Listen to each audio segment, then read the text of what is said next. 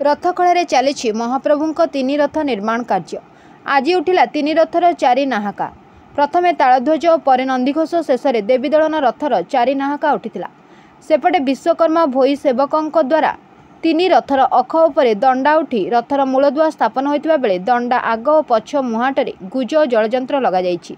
ବିଧି ଅନୁସାରେ ସ୍ନାନ ପୂର୍ଣ୍ଣିମା ସୁଦ୍ଧା ଚାରି ନାହାକା ଉଠିବା ଲକ୍ଷ୍ୟ ରଖାଯାଇଥିବା ବେଳେ ତା ପୂର୍ବରୁ ଆଜି ଚାରି ନାହାକା ଉଠିଛି।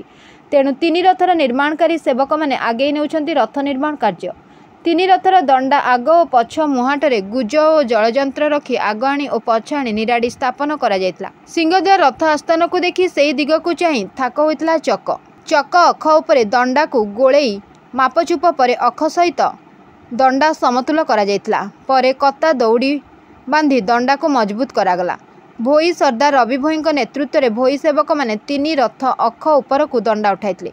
ଦଣ୍ଡା ପଡ଼ିଲା ପରେ ମହାରଣା ସେବକମାନେ ତିନି ରଥର ଦଣ୍ଡା ଗୋଳେଇ କାର୍ଯ୍ୟ କରିଥିଲେ। ତିନି ରଥର ଦଣ୍ଡାକୁ ଅଖ ସହ ସେଟିଂ କରାଯାଇ ପାଞ୍ଚ ଦଣ୍ଡା ଆଗ ଓ ପଛରେ ମୁହାଟ ସଂଯୋଗ ହୋଇଥିଲା।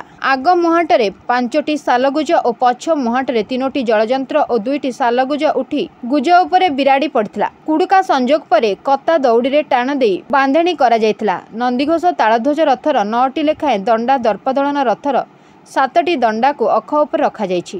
ସ୍ନାନ ପୂର୍ଣ୍ଣିମା ଯଥେଷ୍ଟ ପୂର୍ବରୁ ଚାରି ନାହାକା ଉଠି ଭୂଇଁ କାମ ଆରମ୍ଭ କରିବାକୁ ନିର୍ମାଣକାରୀ ସେବକମାନେ ମତ ପ୍ରକାଶ କରିଛନ୍ତି।